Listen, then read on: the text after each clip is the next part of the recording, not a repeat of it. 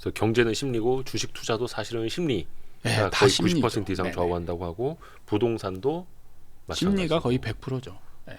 거의 100%라고 할 수 있나? 그러니까 저는 모든 요인이 결국에는 수요 공급으로 이루어진다라고 저는 표현을 해요. 네네네. 수요 공급으로 이루어지는데 이게 심리를 인정하지 않는 분들은 뭐라고 하냐면 수요 공급이 다가 아니다. 다른 요인이다. 이렇게 얘기를 하는 거고 네네네. 저는 심리를 얘기를 하기 때문에 뭐냐면 다른 요인들이 사람의 심리에 영향을 줘서 그걸로 심리가 변화해서 결국에는 이게 수요 공급으로 환원이 된다라는 거죠. 그러니까 사려고 했던 사람이 수요자잖아요. 네. 사려고 했던 사람이 어떤 시장 상황이 벌어져서 지금 하락하겠네 마음을 먹으면 네. 사는 행위를 뒤로 미루는 거죠. 그럼 수요가 당분간은 없어지는 거예요. 그게 또 악순환으로 가고. 네. 그 수요 공급 잠깐 이야기하셔가지고. 네. 근데 이제 부동산 경기가 안 좋다 보니까 건설 인허가라든지 네. 착공 건수라든지 이게 늘 수가 또 없잖아요. 그렇죠. 그럼 나중에 또 공급이 계속 줄어드는 거지. 뭐 진짜 막 3기 신도시 분양하고 막 이럴 때까지 그러면은 공급은 그냥 마냥 기다려만 돼야 되는 건지. 공급 쪽 문제는 좀 어떻게 보세요? 공급은 그렇게 한다고 해서 완전히 끊기는 건 아니거든요. 네. 그러니까 건설사들이 보통 분양을 할 때 분양을 해야 되겠다라고 하면은 어느 정도 걸리냐면 최소한 3, 4년 정도가 걸리거든요. 네. 그럼 지금 분양하는 것도 있지만 예정되어 있는 분양 물량들이 있어요. 네. 그런 것들은 이미 분양 계획을 다 세워놔가지고 설계까지 다 끝내놨기 때문에 네. 그냥 시장 상황이 하락한다 하더라도 그냥 이어지는 거예요. 그래서 이제 물론 신규 진입하는 공급들은 줄어들 수 있겠죠. 예. 그렇게 되면은 이제 뭐냐면 그 시장 상황에서 많은 분들이 착각하는 게 신규 공급이 중요하다라고 보거든요. 예. 근데 그거보다 더 중요한 거는 우리나라 부동산 시장은 중고 시장이 주예요. 중고 시장. 이미 살고 있는 예를 들면 음마 아파트 가격이 신축에 의해서 결정되는 게 아니고 음마 아파트에 살고 있는 사람이 나는 25억에 팔 거야. 그리고 다른 지역에 사는 사람이 누군가가 와서 나는 25억에 살 거야 해서 이게 거래가 되면 매매가 되면 이게 가격이 결정이 되는 거거든요. 네. 그럼 여기 안에서 수요와 공급은 신규가 아니고 그 안에서 결정이 되는 거예요. 그러니까 이거를 사람들이 너무 구분을 못 하더라고요. 그러니까 신규 공급이 없어도 안에 있는 공급이 많아지면 하락할 수 있는 거거든요. 네. 예. 그렇기 때문에 너무 신규 공급에만 매몰될 필요가 없다라는 얘기예요. 어떻게 보면 재건축이라는 미래의 공급을 또 그 안에 품고 있는 거기도 하고요. 그렇죠. 제가 좀 부동산 네. 그 전문가들 나오실 때마다 여쭤보는 게 네. 이게 뭐 그러면 떨어질 때는 똘똘한 한 채는 괜찮겠습니까? 떨어질 때는 뭐 어디가 제일 많이 떨어지나요? 어디가 그나마 더 버틸만 한가요? 막 이런 거 여쭤보거든요. 네. 그때 소장님은 뭐라고 대답해 주세요? 저는 특별하게 나눌 필요가 없다라고 보는 거죠. 그러니까 부동산은 이게 이제 주식하고 굉장히 다른 부분이거든요. 네. 그러니까 주식 같은 경우는 지금 하락장이지만 2차 전지주 같은 경우는 많이 오르고 있잖아요. 네. 지금 엔솔 같은 경우도 많이 하락했다가 지금 또 전고점을 넘은 것 반등이 같더라고요. 네, 맞아요. 그러니까 그런 거는 하락 시장을 이기고 올라가는 게 있단 말이죠. 네. 그러니까 부동산에 그런 게 있을 거라고 이제 사람들이 착각을 하는 거예요. 그러니까 똘똘한 한 채, 네. 뭐 그다음에 입지가 좋은 거 이런 것들은 하락 시장이어도 이겨낼 수 있지 않을까 이렇게 이제 생각하는데 부동산 시장은 그게 없습니다. 전체적으로 같이 움직이는 거예요. 약간의 시간차만 존재할 뿐이라는 거예요.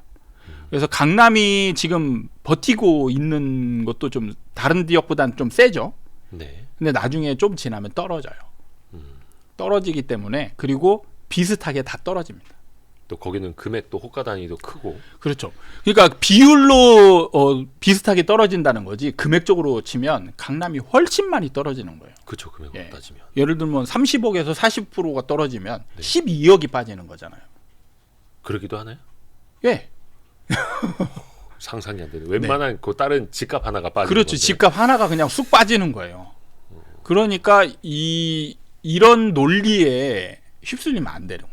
근데 이럴 때 또 뭐 아까 음마 아파트 이야기도 해주셨는데 뭐 네. 예를 들어서 재건축 같은 게 갑자기 이제 승인이 나기도 하고 네네. 뭔가 또 이제 빨리빨리 공급을 늘리려다 보니까 이제 재건축도 조금 더 승인이 더 빨라지기도 하고 네네. 진척이 되기도 하고 이런 것들이 그러면 지역별로는 좀 호재가 될 수는 있잖아요.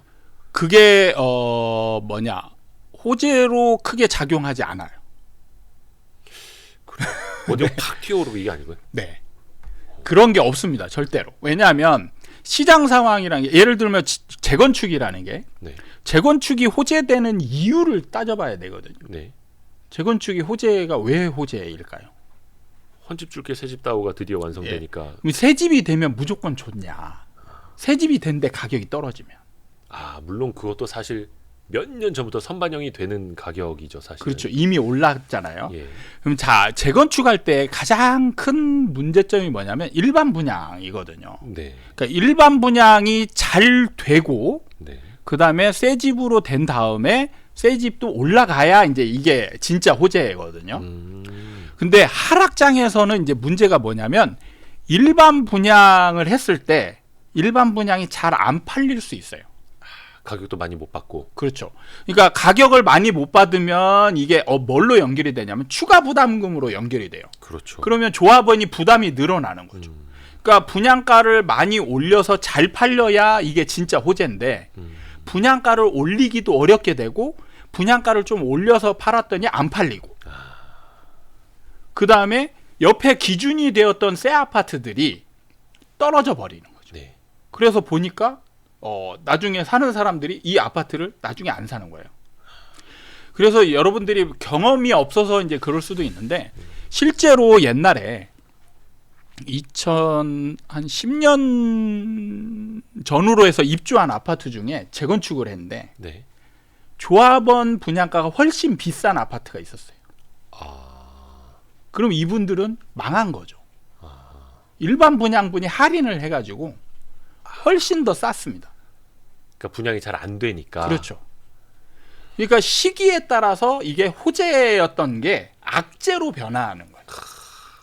재건축을 한다 해서 무조건 호재가 아니라는 거예요. 재건축이 악재가 될 수도 있다. 네, 악재가 될 수도 있어요. 터닝 포인트가 확실히 한 번에 확 되는 거는 지금은 이제 찾기는 힘들어 보이네요. 그렇죠. 지금은 재건축 정부가 재개발도 규제를 미친 듯이 풀어버려 한꺼번에 하지 않는 이상. 그 규제를 이제 다 풀어버리고 심지어는 부양책까지 한꺼번에 확 쓰지 않는 이상은 상승장으로 돌리기는 굉장히 어렵죠. 근데 지금 정부의 스탠스로 봤을 때는 또 그렇게 확 풀어버릴 것 같지도 않고. 그렇죠. 이명박 정부와 지금 정부가 다른 점은 이명박 정부 때는 좀 과감하게 풀었어요. 네. 그냥 다 풀어버렸죠. 네네네. 그러니까 2009년도에 반등이 일어났었거든요. 네. 근데 이제 정부가 여러분들이 좀 집중해서 이해해야 될 부분이 뭐냐?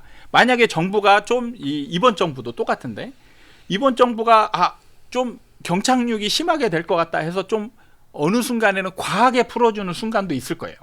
그러면 진짜 경착륙이 우려되면 네, 그러면 반등이 일어나잖아요. 네네네. 그럼 여기서 이제 많은 사람들이 이게 반등이 아니고 이제 상승 전환이다라고 이제 생각할 수도 있거든요. 네.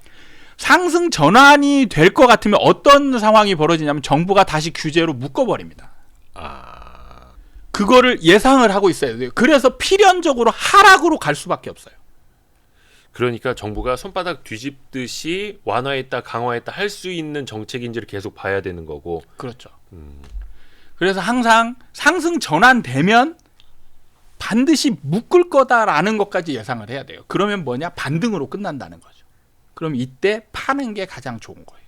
근데 그게 단순한 반등이 아니라 정말 상승장으로 치고 올라가는 것까지 보려면 앞에서도 말씀하신 전세가 네, 그렇죠. 전세가율? 전세가에 의해서 밀어 올리는 상황이 벌어져야 개미들은 시장 추종으로 이제 따라가서 이제 서서히 전세가 올라가는 것과 매매가 올라가는 게 같이 맞물려야 이제 점점 시장에 부정적이었던 사람들이 시장에 점점 참여하게 되는 거죠. 그러니까 그 과정이 과거로 보면 언제였냐면 2014년부터 2017년까지가 그 과정인 거예요. 그러니까 그 전세가가 2017년 말까지 올라가거든요. 네. 그때에 이제 갭 투자자들이 막 들어오고 그다음에 시장에 부정적인 사람은 계속 임차인으로 남거든요. 그러다가 나중에 지쳐서 이제 매수자로 돌아서고 이런 상황들이 벌어지면서 수요자들이 이제 투기 수요로 변화하게 되는 거예요. 그러면서 이제 이제 나중에 불을 예, 뿜고 폭등장이 이제 벌어지는 거죠. 거기서 이제 막 막차 표가 네. 팔리게 되고. 이제 앞으로 미분양이 굉장히 많이 늘어날 거예요. 그러니까 미분양이 있음으로 인해서 하락 시장을 더 공고하게 하는 거예요. 이게 해소될 때가 더 많은 시간이 필요하니까. 그렇죠. 미분양은 여러분들이 쉽게 생각할 수 있는 물건이 아닙니다. 여러분들이 만약에 예를 들어서 뭐 과자로 친다면 네. 옛날에 허니버터칩 예, 사건 기억하시잖아요. 그럼요. 대부분 다 그걸 경험을 했기 때문에 기억하는데, 자, 매대에 슈퍼마켓에 갔는데 허니버터칩을 사러 갔는데 없어요. 그러면은 사람의 심리가 조급하죠. 예약하죠, 예약. 예, 예약하거나 나오면 예를 들어서 한 박스가 나왔어요. 그러면 한 사람이 그 한 박스를 다 사버릴 겁니다. 그렇죠. 예, 그 사람은 사실 이게 필요 없어요. 하나만 먹고 싶은데 한 박스가 나왔으니까 일단 한 박스 사버리는 거예요. 가수요라고 하죠. 네. 그게 근데 어느 순간에 없어지냐면 매대에 이 물건들이 그득하게 쌓이잖아요. 공급이 또 많아지고. 그러면 사람들이 안 사거든요. 예. 살 필요가 급해지지가 않는 거예요. 그렇죠. 여유가 생기는 거예요. 그렇죠. 그게 바로 미분양의 역할이에요. 그러니까 미분양이 생긴다는 건 뭐냐면 사고자 하는 사람들이 아주 시간적 여유, 만만디가 될 수 있는 환경이 갖춰진다는 거예요. 그러니까 살 수 있는 물건들이 넘쳐나는 거잖아요. 지역도 그렇고 가격도 그렇고. 그렇죠. 그러면은 매수자들이 빨리빨리 사야 네네네. 이 미분양도 해소가 되고 네. 그다음에 일반 아파트도 조금씩 올라갈 수 있는 여지가 생기잖아요. 근데 몇 사람들이 가가지고 일반 아파트를 산다고 해도 다음에 안 붙는 이유가, 매수세들이 안 붙는 이유가 미분양이 남아있으면 네. 미분양을 사지 중고 아파트를 왜 사요? 그러니까 미분양이 더 쌀 수 있는데. 오히려 또 막 할인하고 막. 그렇죠. 그러니까 나중에 지나면 할인 분양도 하고 네. 예, 조건도 굉장히 좋아지거든요. 금리도 막 우대해주고 네. 뭐 막. 그런 상황이 벌어지면 비교했을 때 이게 훨씬 더 메리트 있어 보인단 말이죠. 근데 얘네들이 계속 남아 있어요. 네. 그럼 매수자들이 일반 아파트를 살 이유가 없어요. 그렇죠. 그러니까 매수 행위가 일어나지 않는 거예요. 그래서 하락 기간이 계속 길어지게 되는 역할을 한다는 거죠.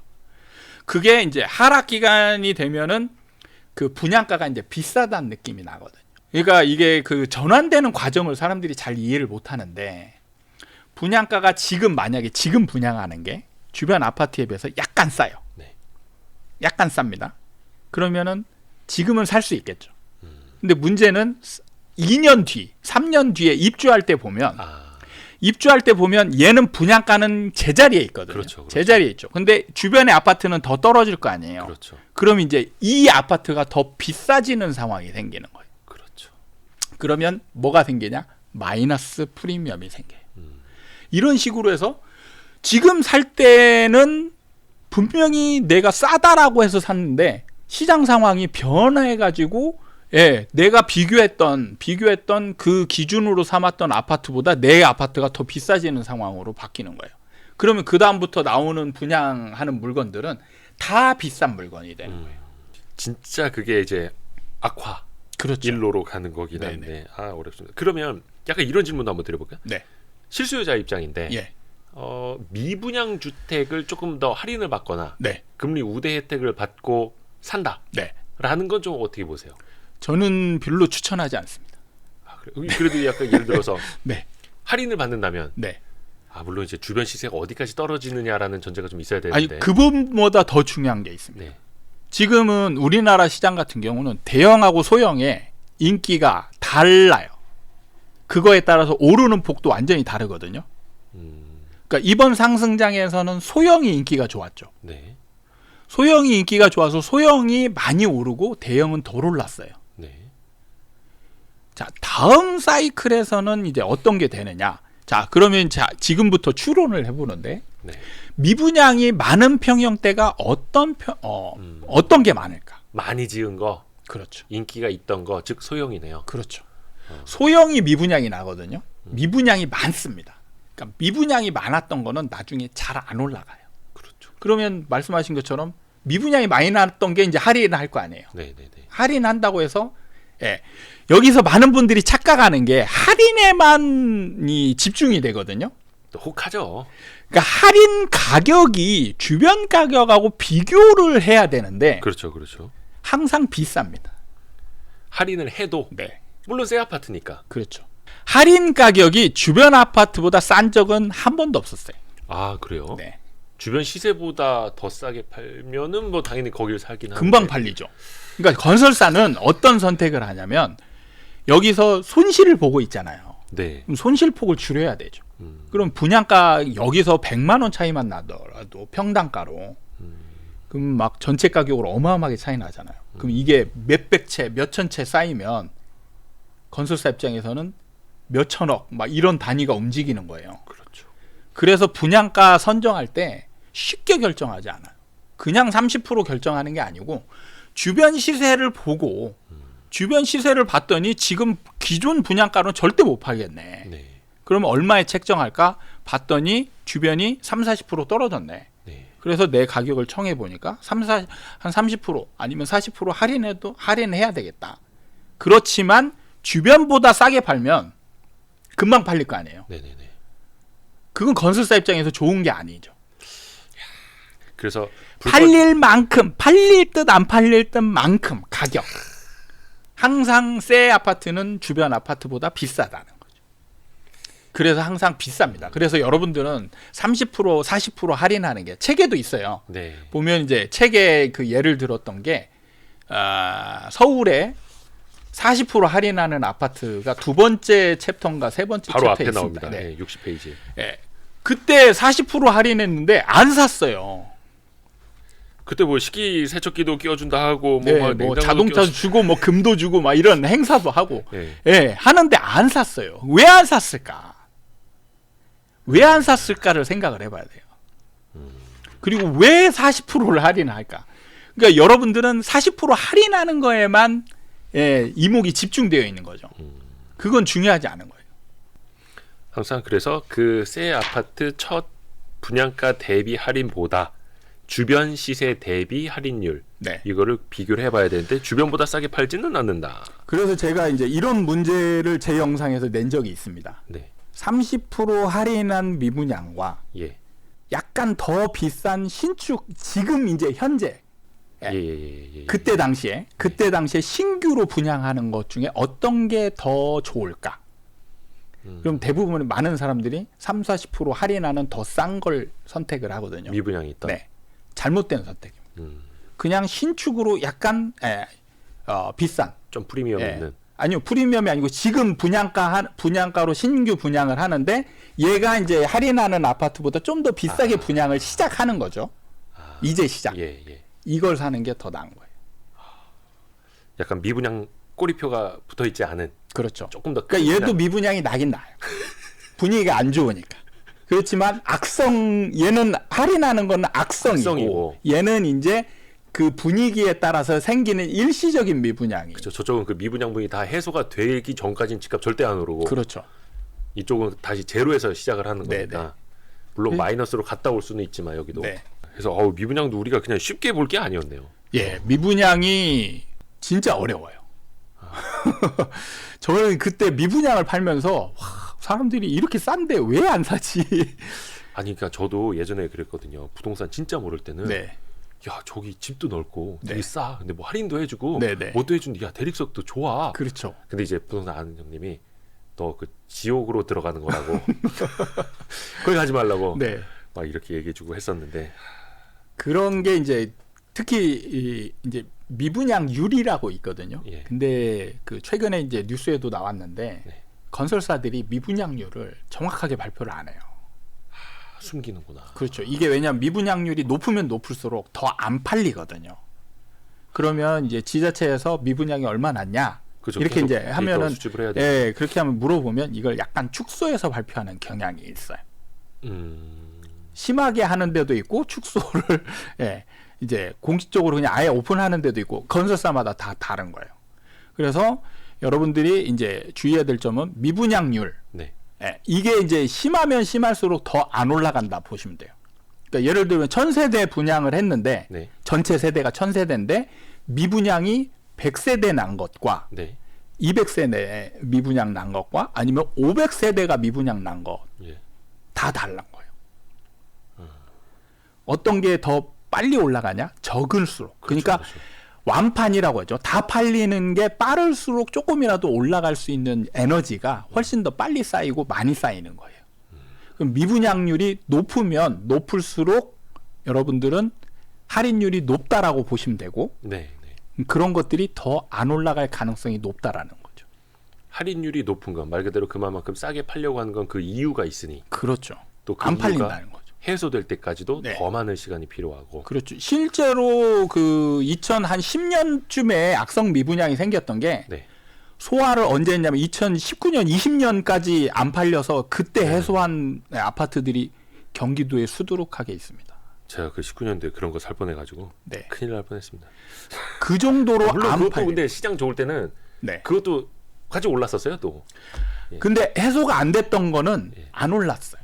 해소가 그리고 안 이제 돼. 해소가 해소되고 나서 이제 잠깐 올랐죠.